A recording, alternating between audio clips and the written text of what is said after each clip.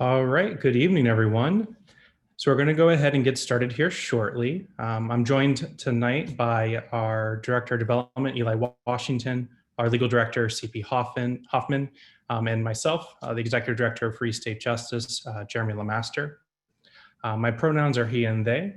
And tonight we'll just be doing a very brief preview of some of the LGBTQIA+ policy that we expect to see in this coming session, as well as a number of other policy priorities that we'll be focusing on throughout the next year. So just a few items of housekeeping. So tonight's event, we are testing out a few different features related to live streaming and recording. So to that effect, we will be having the participant list hidden. And if you ask questions throughout the webinar for us to answer, you do have the option to ask those questions anonymously. That way, you don't have to worry necessarily about privacy as we kind of test out some of these softwares. For those of you that are not familiar, there is a Q&A button located at the bottom of your screen.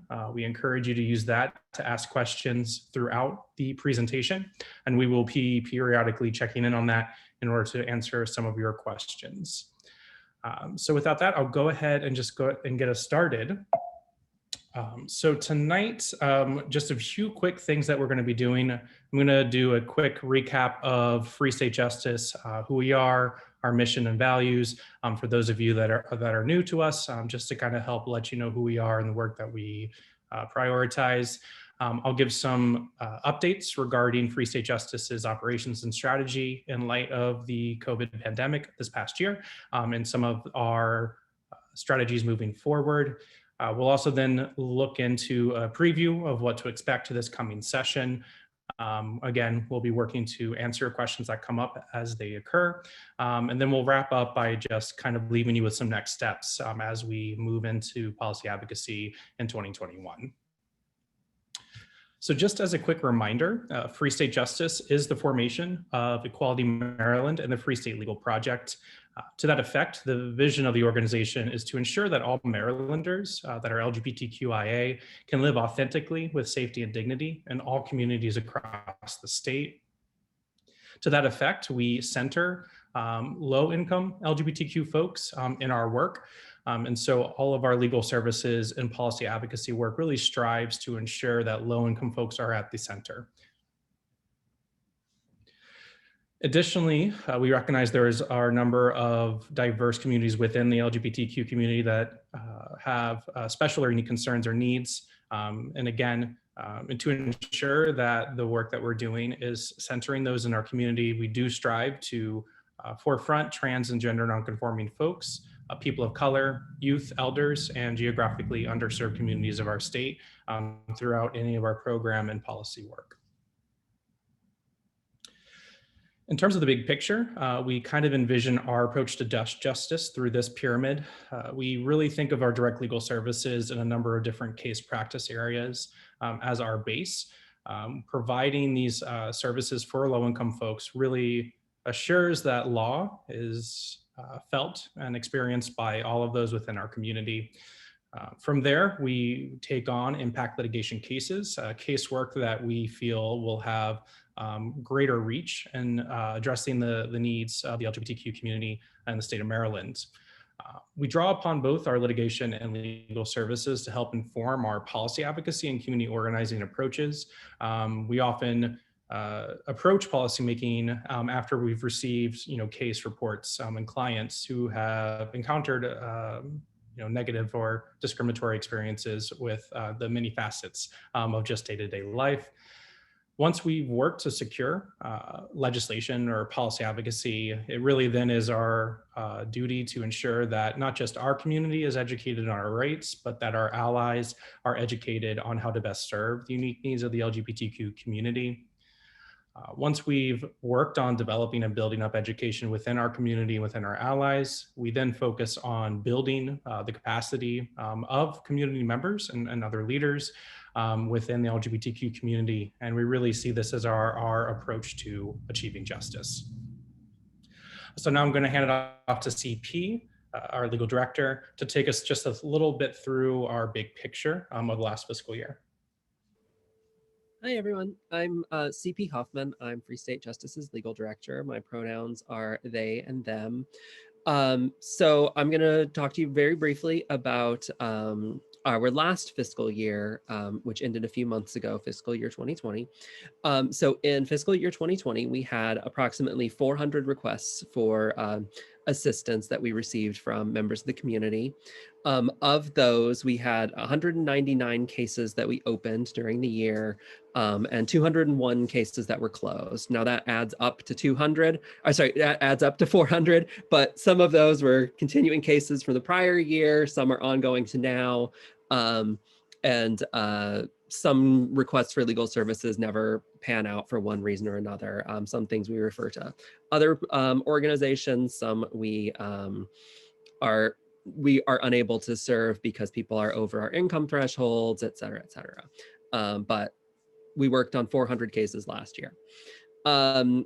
We have about 256 active members of our pro bono panel. They're attorneys in Maryland who assist our clients for free. In fiscal year 2020, they donated at least 1,713 hours of free work. We think that the number is actually far higher. This is just what was reported to us. And the value of those services was estimated at just under $500,000. In addition, we worked on 9 impact cases during the year, which had effects on at least 100,000 LGBTQIA Marylanders.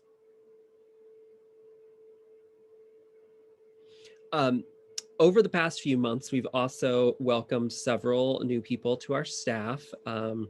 In April, our new staff attorneys, Mackenzie Dadswell and Lauren Pruitt, joined us, and they have become an integral part of our legal team, despite joining us in the middle of a pandemic. It's been quite exciting. And then also in the last few months, Shannon Darlington has joined us as our staff accountant. And just, I wanted to also introduce new members to our leadership team. At Free State Justice, we are working to have the directorate to form a cross-collaborative team that really has shared leadership and shared decision-making as we move throughout our work. This year, I'm happy to report that Ezra Halstead and CP Hoffman have both entered into new roles within, I say January, February, correct me if I'm wrong, CP, as the Director of Education Outreach and the Legal Director, respectively. We also brought on Eli Washington as our Development Director back in January of this year. So I'm very excited to have an amazing group of folks to work with and collaborate with as we advance Free State Justice's mission. So we are going to now segue into just giving a preview of some of the LGBTQIA+ related policy to expect during the upcoming legislative session. I will start off with just a few disclaimers that because of the COVID pandemic, this legislative session and the lead up to it has not been normal. And I think we are all working hard to carry over with what was left over or interrupted from COVID last year, as well as seeing if there are any new pieces of legislation this session that we can support.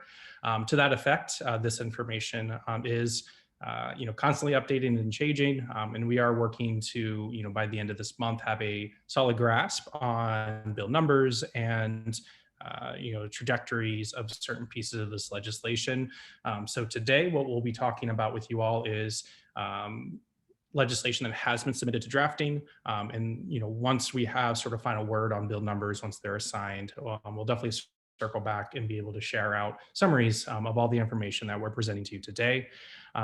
Again, please, by all means, ask questions as we go along, and we'll do our best to work periodically to answer your questions as they are relevant to materials we're covering. So CP, I'm gonna actually go ahead and have you go first. Sure. And one other quick thing that I will note, which is that we're likely to also see additional things end up on the agenda once session starts.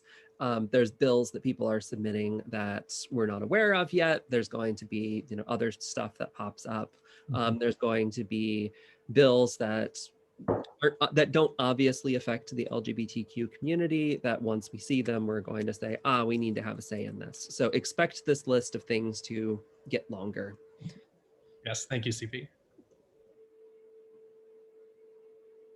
So one of the first things, or the first thing that I'm going to be talking about is a bill that was introduced by Delegate Belcastro that is designed to modernize the birth and marriage certificate process for transgender folk and for the parents of the individuals with trans parents. There we go. My brain was sort of mixing things up for a second. So basically this bill does 3 different things, but they're all sort of designed to make it easier to get these sort of secondary identity documents for trans individuals and for children of trans individuals. So the first thing it does is it creates a mechanism for children of trans parents to get their birth certificates, or to get a new birth certificate issued that has their parents' like new name and gender on it. Or frequently what we'll see is actually the trans parent applying for a new birth certificate for their child that has their correct name and gender on it, because birth certificates are used a lot of times as an identity document to prove that you are related to the person. If you have something that was issued, 10, 15 years ago that has your old name on it, it can create a lot of issues when you're going to like register your kid for school or sign them up for health insurance through your employer or whatever. It effectively requires a lot of people to out themselves in not great situations, or out their parents or out their partner. So we're looking to get that fixed. Currently, the Division of Vital Records is saying that if you apply, they will change your birth certificate, but it will be marked as amended, and there'll be a situation where things are struck out and the new text is typed in, which is really not great. It creates that same sort of outing that I was just talking about. This would instruct the Division of Vital Records to issue new birth certificates that have like the person's name as it is now and gender as it is now listed. The second thing it would do on the birth certificate front is it would clarify with the Division of Vital Records that they are required to issue birth certificates to non-binary individuals that reflect their non-binariness. Currently, the way that current law stands in Maryland, it doesn't expressly prohibit the issuance of birth certificates to non-binary people that have like an X marker. But the Division of Vital Records has been dragging their feet on actually doing so. And as best we can tell, they're arguing that they aren't entirely sure that they have the authority to do so. And so this bill would clarify the law and really facilitate that. So going forward, if this passes, we'll have X markers on Maryland birth certificates, just like we have X markers on Maryland driver's licenses.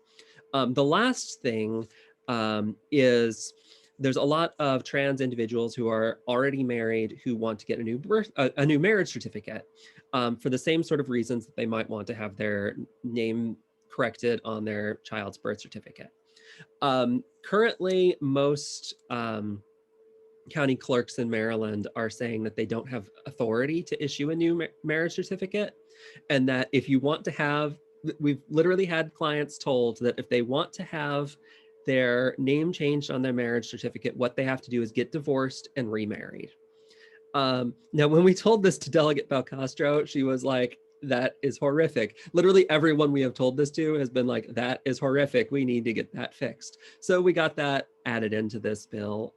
Hopefully we can get this passed and it will fix these 3 issues with identity documents.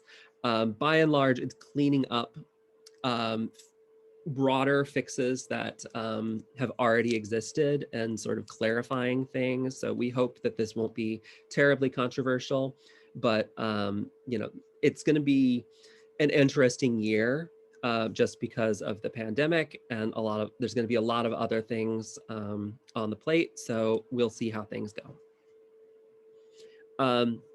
The second bill I'm talking about is left over from the 2020 legislative session in the last winter, I suppose. This bill would, which was sponsored by Delegate Plakovich-Carr and Senator Lamb, would eliminate the use of what's called the panic defense in murder and assault cases in Maryland. If you haven't heard of the gay or trans panic defense before, basically what it is someone will murder or assault a gay or trans person and then say, oh, you shouldn't charge me with murder because I panicked, and my panic was rational, and in the midst of that panic, I killed them. And, it was like, I shouldn't be sentenced to, for murder or whatever, it's a bullshit defense. And it's frequently used in ways that are not entirely honest on the part of defendants. The instances that we could find in Maryland were basically, all invented cases. Like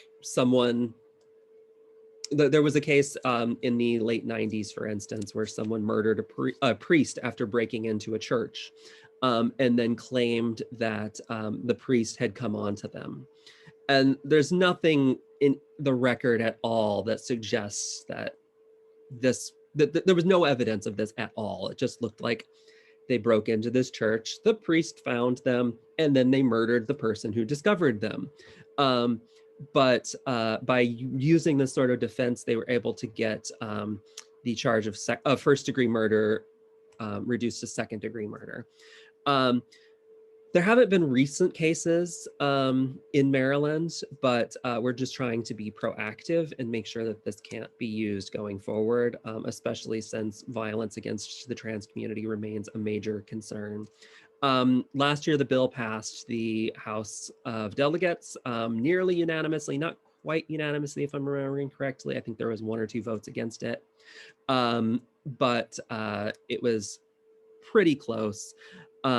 And it had had a hearing in the Senate Judicial Proceedings Committee, but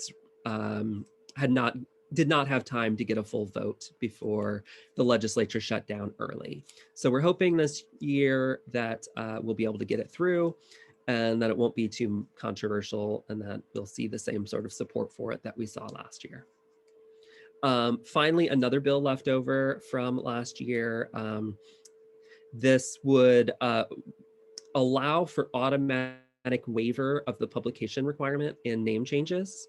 Currently, if you want to change your name in Maryland and go through the court process, the default rule is that you have to have notice of your name change published in a newspaper in the county where you live. And there's a lot of inconsistencies between counties in, first off, how much it costs, second, like whether the postings are put online and how long they stay online, and third, how willing courts are to grant waivers of the publication requirement. This would basically change the law so that if you ask for a waiver of publication, the court has to grant it to you.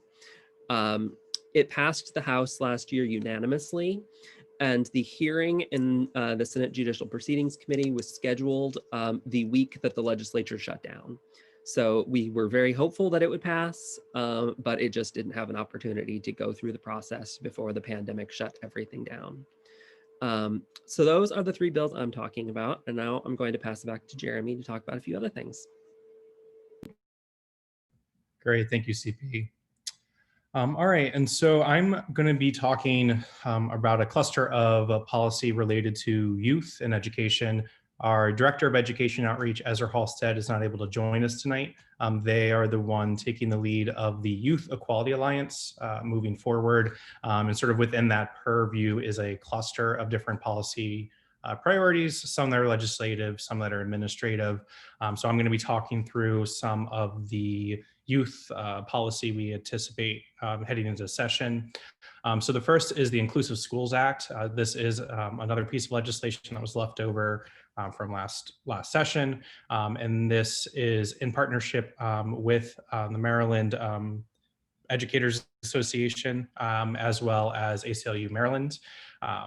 This piece of legislation essentially is directing the Department of Education to ensure that all public and private school or education institutions, K through 12, that are receiving taxpayer funds, adopt non-discrimination policies in their student services, as well as requirements for training and cultural competency building, and creates an avenue for individuals to file and lodge complaints of discrimination against students.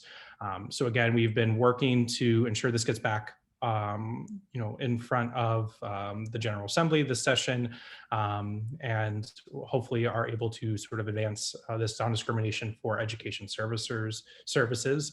Of note, and kind of a common question that comes up is, doesn't Maryland have non-discrimination, statewide non-discrimination language? What's really important is that the Fairness for All Marylanders Act is only specific really to public accommodations, and also has exemptions for religious institutions. So this bill would ensure that any private schools or education systems that are providing services and receiving taxpayer funding need to adopt a certain set of language and requirements.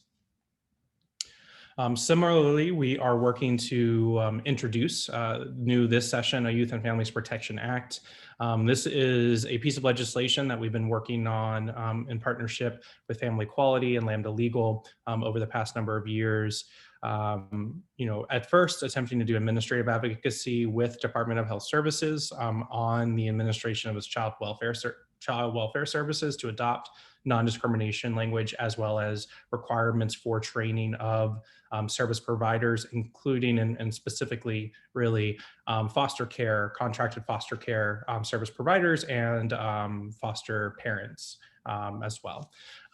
This is sort of has taken on a new meaning this year. For those of you that are familiar, there is a pending Supreme Court case, Fulton versus City of Philadelphia. There were oral arguments back in November. They did not bode well in terms of a SCOTUS decision in favor of non-discrimination.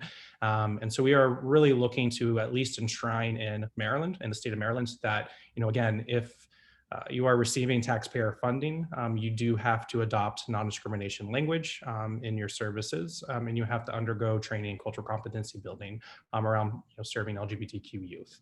And so these two are really kind of going down or are in parallel, really working against that same issue area of ensuring that all youth, no matter where they're interacting or encountering state sponsored or state funded services, that they're feeling included, welcomed, and accepted for who they are, and that they are supported, because as you all know, our LGBTQI youth are especially vulnerable to these interactions with adults. Next up is the Blueprint for Maryland's Future. So this is the Kerwin Commission's recommendations for the education system in the state of Maryland. There was pretty heavy involvement in ensuring that LGBTQ services and needs were part of this package. And so we'll be supporting the ongoing efforts to veto of legislation. Delegate Otavera on history, culture, and civics in education. This commission would be representative of a number of underrepresented minorities within, within education, who would sort of come together to provide curricular recommendations to the Department of Education. We worked Delegate Acevedo to ensure that at least 2 LGBTQ plus members would be a part of the commission, and that of those 2, at least one of those folks would identify as trans or non-binary. And so we're really excited to again, further education, not just in the realm of, sexuality health education, but to really to recognize and honor the contributions of LGBTQIA plus folks in terms of history, culture, and civics, and really looking to have that be part of Maryland's public education curriculum. So this is something that we're coming in newly to. There is potential efforts and potential legislation coming up this next session to eliminate police officers from schools throughout the state. So we'll be working with the Public Justice Center to support and advance this work as that moves forward. Great. And so that is our youth kind of segment. Like I said, Ezra Halstead is really taking the lead of our Youth Equality Alliance, and a lot of those policy priorities are kind of falling within that alliance's purview. So we're always looking for more organizations and partners to join in that Youth Equality Alliance as we move forward throughout 2021. Some other policy priorities this coming session. So we've been working with the People's Commission to Decriminalize Maryland, and specifically within the homelessness working group of that commission. One of the earliest materializations of that commission is a piece of legislation to decriminalize failure to obey. In doing a lot of work and sort of research into police interactions and sources of folks' interactions with the juridical system, a lot of times boil down to police interactions that fall within a lot of different areas, and failure to obey is one of them. As you all may know, LGBTQIA plus folks are more likely to be criminalized and incarcerated than our cis-het counterparts. And so we are really working to move forward in adopting a number of decriminalization efforts. And this is really just one of many that we plan to support in the future. There is a current bill to ensure non-discrimination in accessing of long-term care facilities, and provides very specific guidance on how to accommodate LGBTQI plus folks in long-term care facilities. We'll be interested to support this piece of legislation, but we do have some concerns around the non-discrimination language being paired with education and training of long-term care service providers, as well as more robust mechanisms for folks to file complaints with an agency that is LGBTQI plus competent. This bill currently, complaint system is through through a long-term care facilities volunteer ombudsman. Sorry, I always hate saying that word. But that program does not necessarily support or clearly support or understand the unique needs of LGBTQI plus folks. And so we do have a number of questions on this piece of legislation that we hope we can work with the Department of Aging and General Assembly to resolve as we move throughout session. Senator Lamb is looking to possibly reintroduce, or for the first time introduce, we actually have to confirm, over-the-counter PrEP or PEP access. So this would allow for individuals seeking treatment either pre or post exposure to HIV to allow for at least the first 3 months of PrEP or the 1 month of PEP to be accessible without a prescription and without seeing a provider. Some of the most disproportionately impacted populations by HIV are also those that are more unlikely to have a primary care physician and have prescriptions or access to these drugs. And so we'll be definitely supporting increasing access to what can be life-saving medicine for members of our community. There's also another bill by Delegate Charkoudian on medical debt collections, and this would raise the minimum on which a healthcare institution could seek to collect on medical debt. So current issues include medical debts as low as $75 being collected on and within a short period of time. And so when you have debt collections going out on such low amounts, it can serve as a means to dissuade folks from accessing healthcare in general.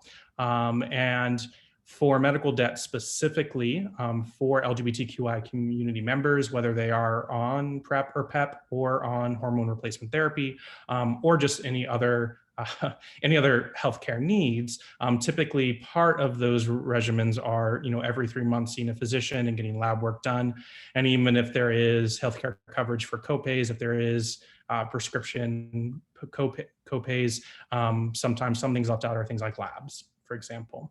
And these are small amounts of money, but to have medical institutions, especially during a global pandemic, seeking collections on debts as little as $75, we are looking to raise the amount on which medical debt collections could be initiated. Delegate Chi is introducing a LGBTQ Maryland State Commission bill. So this would establish a statewide commission not too dissimilar from Baltimore City's LGBTQ Commission to provide oversight, advice, and guidance to state agencies throughout the state. And that really, I think, kind of rounds out some of the policies we're looking to see come before General Assembly next session. I'm going to take a quick gander to see if there were any questions that came in. There was one that just came in. Oh, they're all coming in right now. Okay, great. So the first— I'll answer the one about prohibition, the medical bill, sorry, the discrimination and access to healthcare. Okay, great, go ahead. Since I worked on that. So that is one of the bills that we actually got through last year. Basically, well, there were two bills. One prohibited discrimination by medical providers. And that passed and it went into effect on October 1st. So it is now illegal in Maryland to discriminate against individuals in access to healthcare on the basis of sexual orientation, gender identity, race, national origin, sex, age. I might be missing something else there.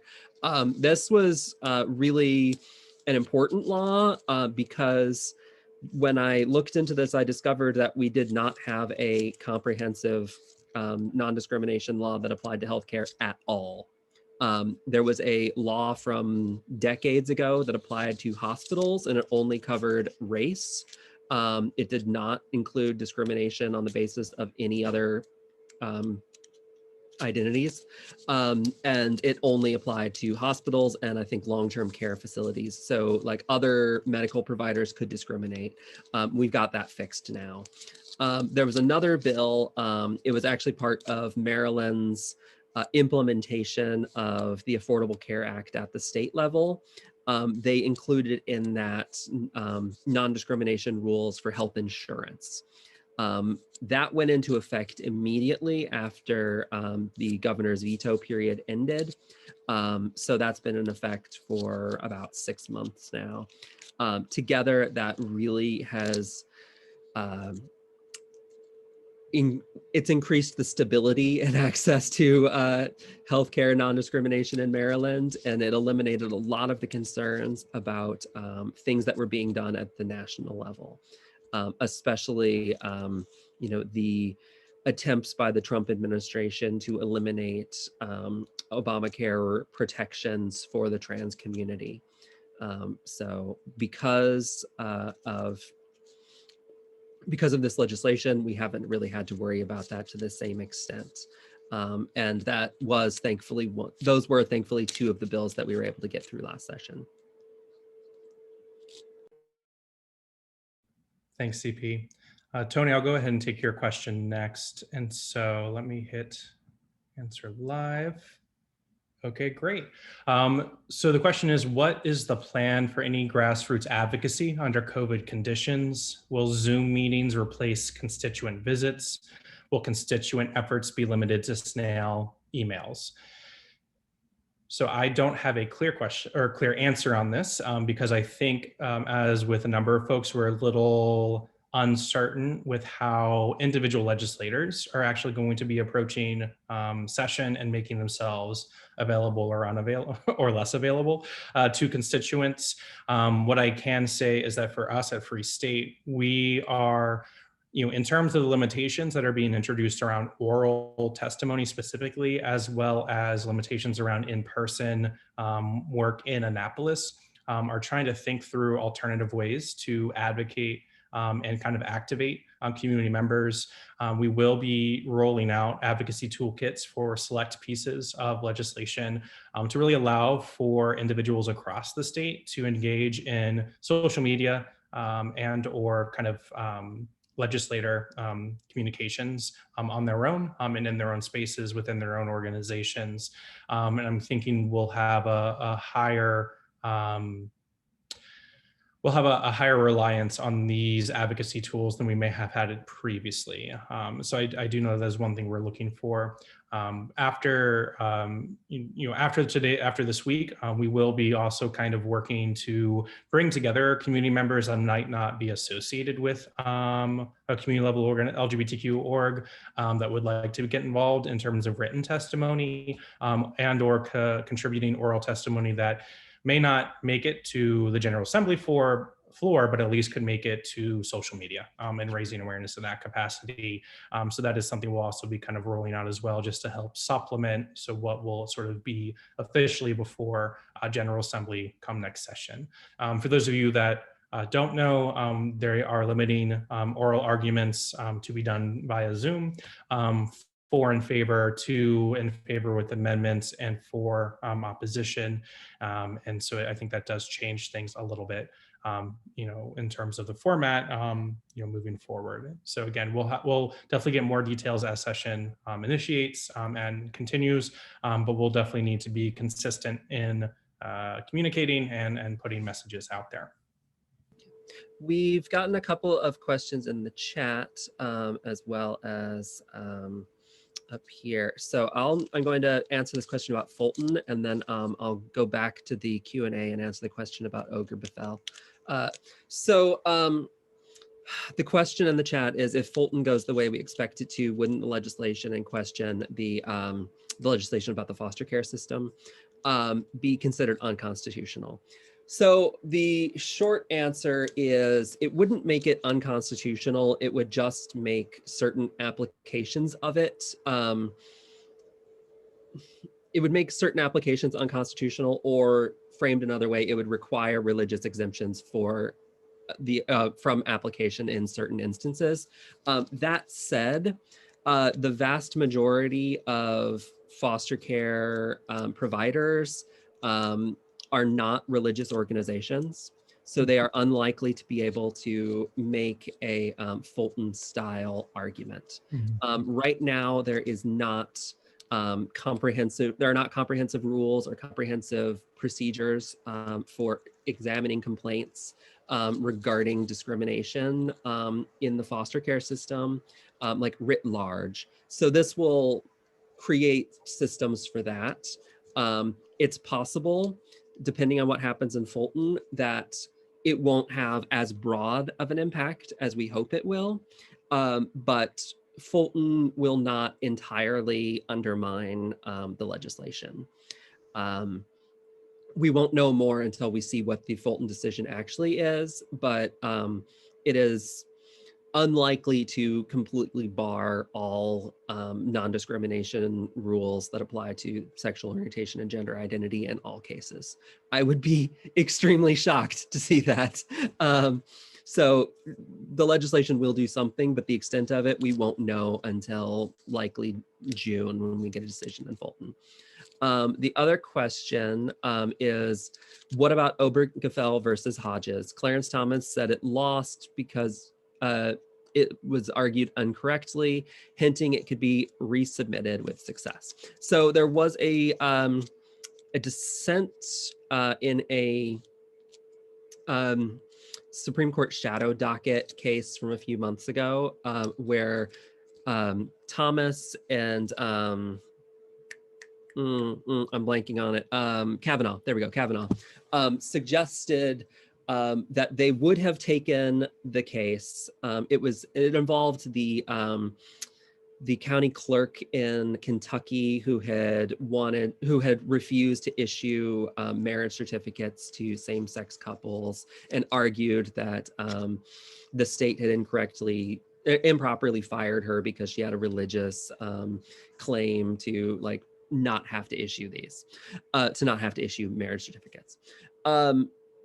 The court refused to hear the case, but Thomas and Kavanaugh dissented and suggested that they would have heard the case and that they thought that Obergefell was improperly decided. The quick answer is there were two dissents there. So there doesn't seem to be a lot of willingness on the part of Chief Justice Roberts or Justice Gorsuch to reconsider Obergefell. It was not, for saying we shouldn't do this, or for justices saying that we should reconsider it. Certainly the court has shifted since that dissent, with Amy Coney Barrett now joining in place of Ruth Bader Ginsburg, which does raise some concerns. Ultimately, there's a lot of procedural issues that everything would have to fall perfectly in place for the court to even get a same-sex marriage case that they could consider to use to attack Obergefell versus Hodges. I'm not super worried about it happening anytime soon because of some of the procedural roadblocks. Basically, there's enough. You would have to have like sort of everything go wrong at every stage for it to come up. And I don't think it's super likely. And I don't think that Justice Roberts has any desire for the court to do that. And insofar as he can sort of insofar as he has sway as Chief Justice, I think he's going to try to ensure that it doesn't come up. And I think, thank you, CP, that was amazing insight. Also, two things. One, I really enjoyed Ruth Bader Ginsburg, and I was like watching the closed captioning. So that was now I have this great mental image of RBG as a gator. So thank you for that.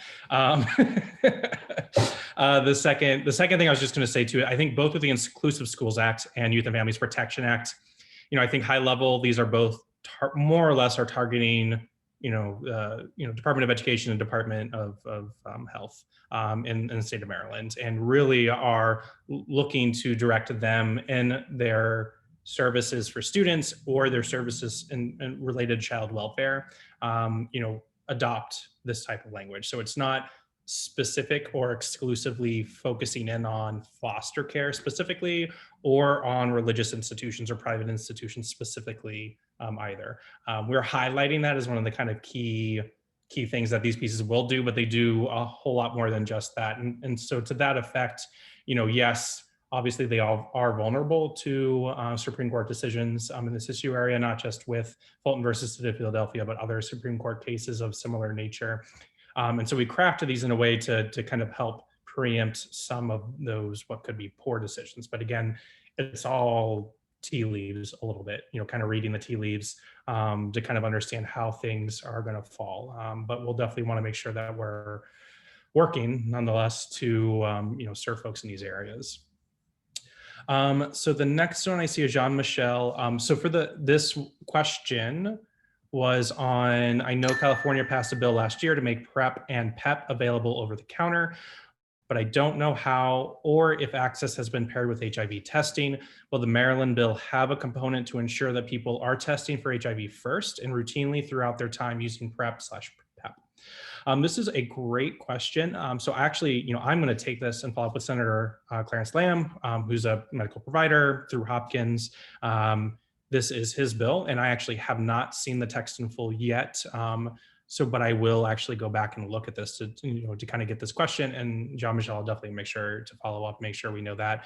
I think part of the concern is, for folks to be using PrEP or PEP without knowing their status and or continued use of it over the counter without getting regular testing. And so I do know that this piece of legislation was only going to be for the first dosage, or sort of first month to 3 months of the medication. And so I definitely will follow up to see what the bill is actually looking to do, and look additionally if there's, depending on status, at what point, if there's need to change. There was a question in chat from Harold about police presence in schools, and whether or not this is removing a police presence from schools something we want to support? Doesn't this run the risk of creating an environment where bullying LGBTQ students become easier to do? So Harold, thank you so much for your question. I do agree that LGBTQ students are more vulnerable to violence, within our communities. What I will say is, in terms of support for the removal of police, kind of goes back to what we had mentioned earlier on regarding LGBTQIA+ folks, including youth, are more likely to have negative interactions with the police and to be incarcerated, whether that be through juvenile justice system or through the juridical system. So to that effect, even when we are in these instances where there LGBTQIA+ bullying is occurring, typically victims of bullying, whether they be through self-defense or through other mechanisms, are similarly criminalized as their perpetrators. And so to this effect, we really are looking to protect LGBTQI youth who are disproportionately entering juvenile justice system. And that's really where our focus is, that police officers in schools don't necessarily, the evidence has not clearly linked or demonstrated that the presence of police officers have reduced violence amongst students in schools. And so without any kind of clear evidence that police officers' presence support student safety, especially LGBTQIA+ student safety, we're going to go with what we have in terms of available data that suggests that LGBTQIA youth are more likely to be incarcerated or put into the juvenile justice system. And that's something we're very interested in trying to stop that pipeline, especially when it disproportionately impacts brown and black and brown folks within our community. And so that just speaks a little bit to our piece. And I'm happy to, and again, this is something that is still developing. So I'm happy to engage on this further and to talk more about it, because I would definitely love to hear more or learn more as well. Okay, Tony, you had a quick question on social media. It would be helpful to know legislators on Twitter. We've actually, at Free State, we've already kind of started to put as part of our advocacy toolkit, at least the sponsors and their of bills that we're supporting, as well as their handles, if they're available on certain social media as well. As we get closer to session, we'll have a clearer idea of which delegates or senators we need to target, and we'll be doing that work to ensure that if we want to direct folks' attention to their specific legislators, that we can help or sort of assist in identifying them with the appropriate handles. All right, great. And it looks like the last question that we have is, have you been in contact with LGBTQIA+ leadership in the Biden cabinet administration? Personally, they didn't give me a call. I don't know, CP, did they call you? No, what I will say here is that generally our focus is on Maryland. Due to some of our grant restrictions, we're not able to lobby at the federal level. We do sometimes get involved in litigation at the federal level, but we can't lobby with Congress. We can't lobby with federal agencies. So that sort of minimizes reasons why we would be talking to some of the federal folks in the incoming Biden administration. I will add, though, that we regularly partner with a number of other organizations, such as the ACLU and Lambda Legal, and our sibling organizations in the Equality Federation, which are the state level LGBTQ orgs across the country, to push for a variety of policies on the federal level that do help the LGBTQ community, both in Maryland and more broadly. So I recently attended a event with LGBTQ legal practitioners from across the country, and we were definitely interested in like what the Biden administration would be doing on a lot of issues, including you know, what the Department of State and Social Security Administration are going to be doing on like the transgender marker front, which has been sort of an ongoing issue.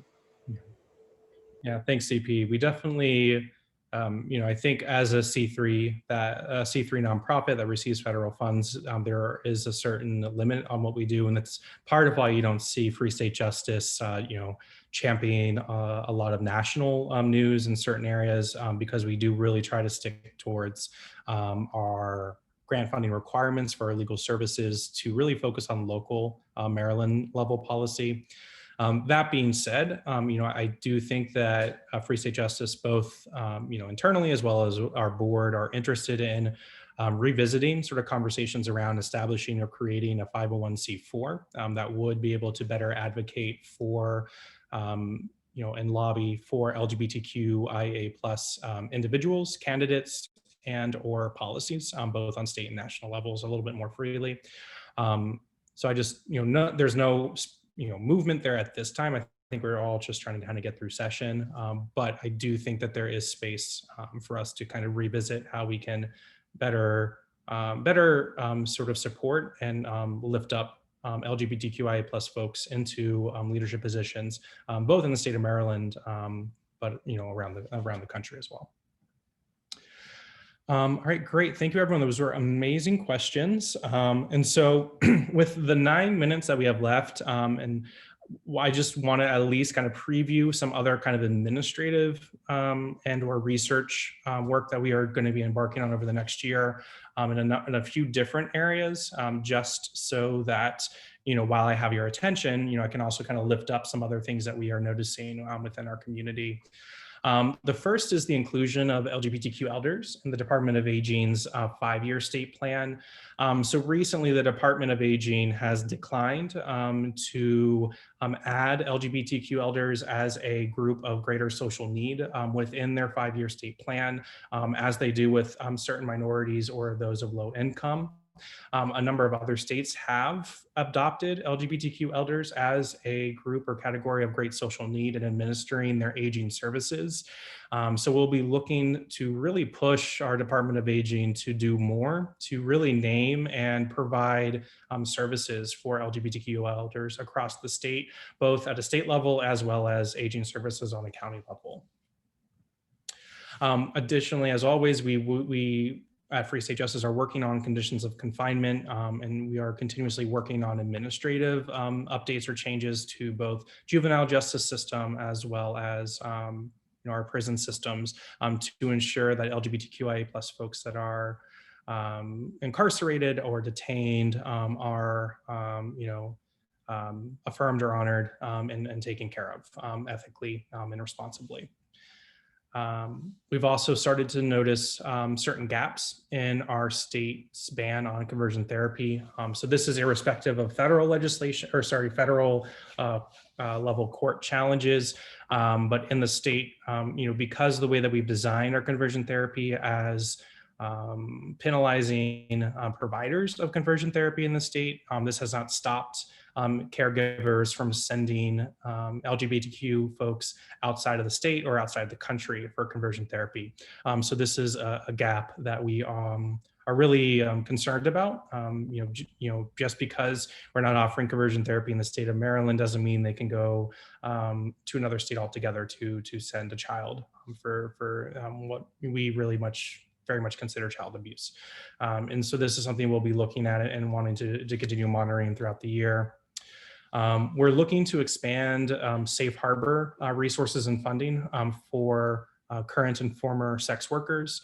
Again, sex work is something that disproportionately impacts members of our community, especially those that are trans and non-binary and people of color, and even more especially for those of us that are street-based sex workers. And so within the state of Maryland, there is a lot of human trafficking related protections and resources available, but those don't always distill down into LGBTQIA plus specific resources and services, and especially for folks that are in that 18 to 24 emerging adult category. So we'll be looking to ensure that when funding is allocated, that it's being allocated in some way to programs that do offer support for emerging adults between the ages of 18 and 24, and B, is offering specific support for LGBTQIA plus folks. And we're also going to be looking into the modernization of HIV related laws in the state. HIV is still currently criminalized in the state of Maryland in terms of transmission, and a lot of, even within recent casework, that really is out of date and out of touch with what science tells us about HIV and transmission. So we'll be exploring ways in which we can modernize HIV related laws in our state moving forward. All right, so just— Can I add something fast? Yes, please do, CP. There are a number of things that are on our longer term agenda such as HIV decriminalization, that are not necessarily on the legislative agenda this year because of the special circumstances of this session. Like, there's so many things left over from last session, and so many COVID specific things that a lot of legislators are worried about introducing things that are new, and like there's a lot of worry that things are going to fall between the cracks. So we're going to really push for a lot of things next year and then 2023. But if it feels like the legislative agenda this year is not necessarily as comprehensive as it might have been, it's in part because like there's so many other things that the legislators are having to deal with. Thank you, CP. All right, so in terms of next steps of what we'll be working on over the next month heading into session, first, we'll be working to kind of ensure that we have a kind of up-to-date current policy dashboard and bill tracker that we can share out with community members periodically as we go throughout session, just so everyone kind of feels like they're still in the loop of where things are and how they're moving, and then kind of get involved in different steps along the process. We'll also be thinking through how to solicit and collect testimony on certain pieces of legislation. As CP noted, a lot of the docket this session is carryover from last session, and so we have a lot of work already done in certain spaces, in certain areas, but that doesn't mean that there isn't still need for community voices in the work. And so as we get a better sense of where our legislators are at with their policies and what their needs are, we'll work to kind of support our legislators in making sure that they feel prepared for session. And so once we can make a determination on which pieces are going to need support, we'll be definitely looking to the community to help provide that support to our legislators.